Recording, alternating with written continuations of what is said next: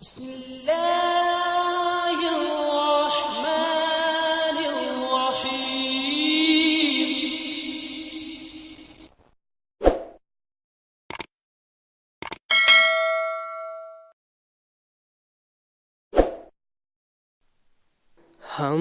तो रखते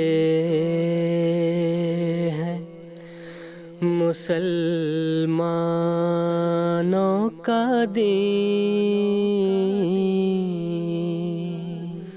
दिल से है खुदा में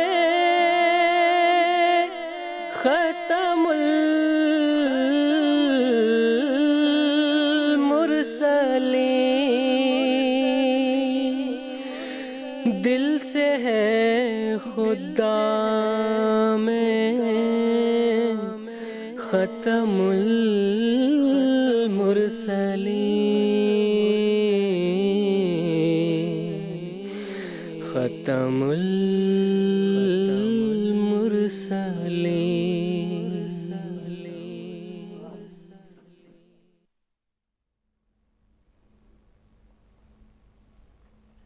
मेरा सवाल है, हिंदू धर्म में मूर्ति पूजा नाजायज है, तब से ये मूर्ति पूजा उसमें शुरू हुआ और इसके पहले उनका इबादत का तरीका भी कैसा था और कैसा था, ये इसका वजाहत और तफसील चाहिए मुझे। ठीक है जनाब, जज़ाकुमुल्लाह, शुक्रिया। मोहतरम शेख मुजाहिद अहमद साहब से दरख्वास्त है। जज़ाकुमुल्लाह जज़ा। हिंदुओं की जो बुनियादी किताबें हैं जिसमें तमाम हिंदू जिसको बुनियाद मानते हैं वो वेद है। मनु स्मृति में हमें महाराजा मनु का ये कौल मिलता है या उनका श्लोक मिलता है कि वेदो अखिलो धर्म मूलम, कि धर्म का जो मूल है, बुनियाद है, वो वेद है। जो चीज़ वेद से नहीं साबित होगी उसको नहीं माना जाएगा।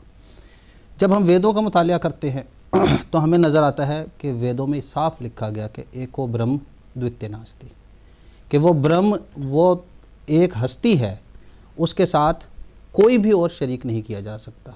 फिर वेदों में हमें ये नज़र आता है न तस्य प्रतिमा अस्ति, कि उसकी कोई प्रतिमा नहीं है, उसकी प्रतिमा नहीं होना चाहिए।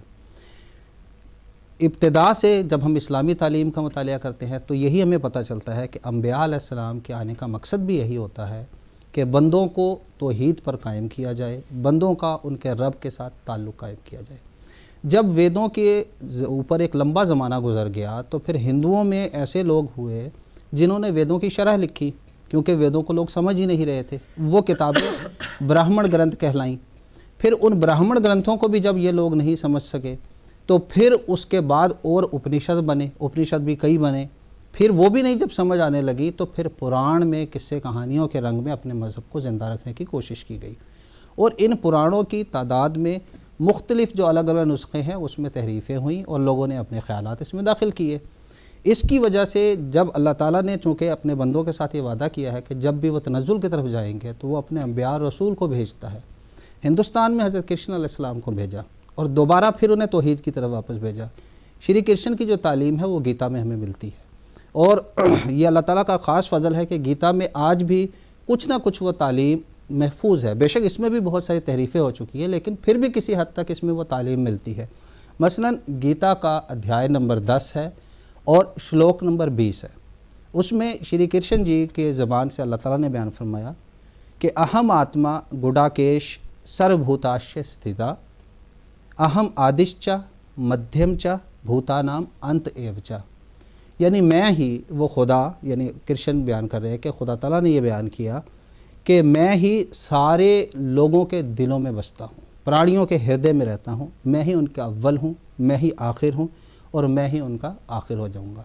और उसी खुदा को पाने की कोशिश करने के लिए गीता में ही फिर बताया गया, गीता अध्याय 18 में श्लोक नंबर 61 में अर्जुन को तालीमी तमेव शरणम गच्छ सर्वभावेन भारत, कि हे अर्जुन तो उस खुदा की पनाह में अपने सारे इखलास के साथ चला जा।